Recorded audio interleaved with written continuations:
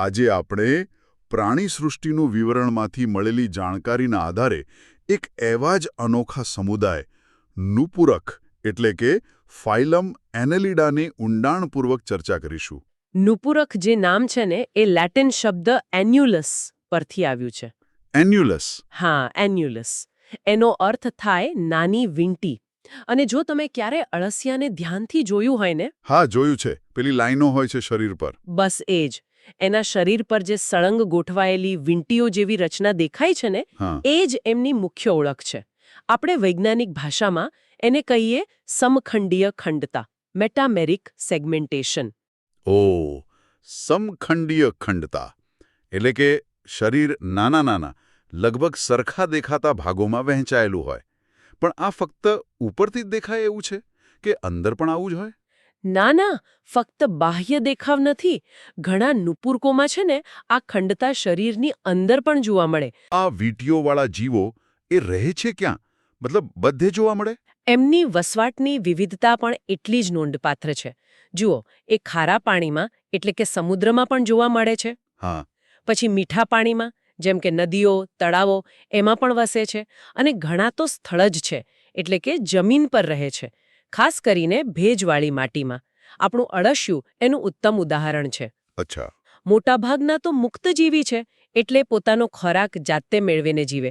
પણ હા, કેટલાક પરોપજીવી તરીકે પણ અનુકૂલન પામ્યા છે. જેમ કે પેલી જળો. સ્ત્રોત મુજબ તેઓ અંગતંત્ર સ્તરીય આયોજન ધરાવે છે. આનો અર્થ શું થયો?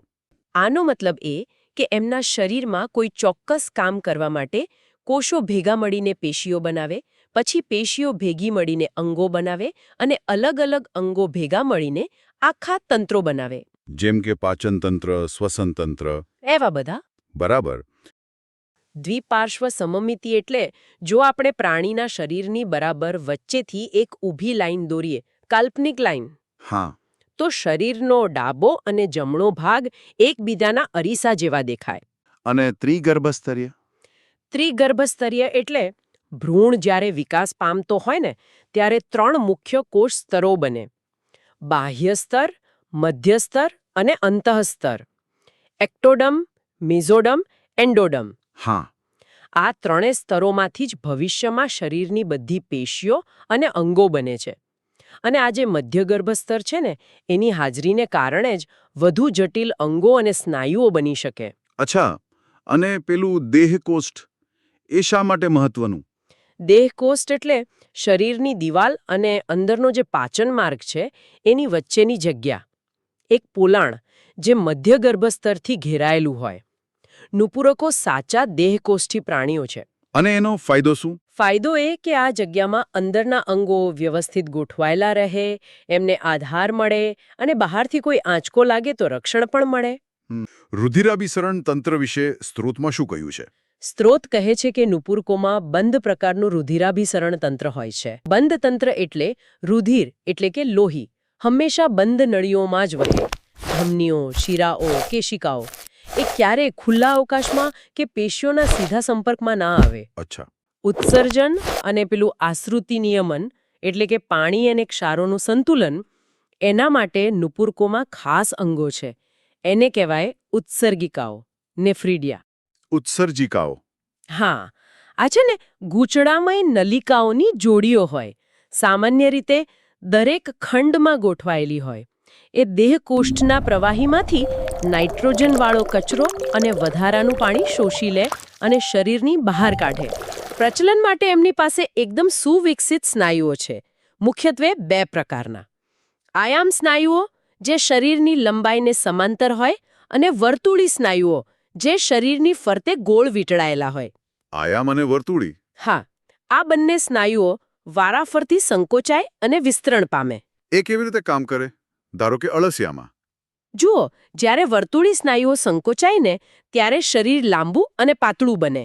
અને જ્યારે આયામ સ્નાયુઓ સંકોચાય ત્યારે શરીર ટૂંકું અને જાડું બને. અને એના શરીરમાં પેલા વજ્રકેશો પણ હોય, નાની કાંટા જેવી રચના જે જમીનમાં પકડ બનાવવામાં મદદ કરે. અચ્છા. અને જે પાણીમાં રહેતા નુપુરકો છે એમનામાં કંઈક અલગ હોય છે. અહીં તે ખરેખર રસપ્રદ બને છે. સ્ત્રોત મુજબ અભિચરણ પાદ પેરાપોડિયા એવો શબ્દ છે. સાચી વાત. ઘણા જલીય નુપુરકો જેમ કે પેલો રેતી કીડો નેરિસ એમનામાં પ્રચલન માટે ખાસ રચનાઓ હોય છે. એને જ અભિચરણપાત કહેવાય. એ કેવા દેખાય?